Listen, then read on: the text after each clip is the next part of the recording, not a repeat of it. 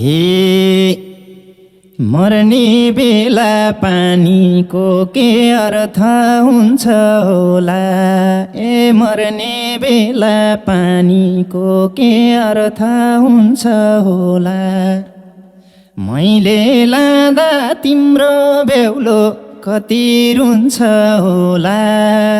नबोली नबोली चढ्दैछ पराईको डोली जान्छौ र नबोली नबोली।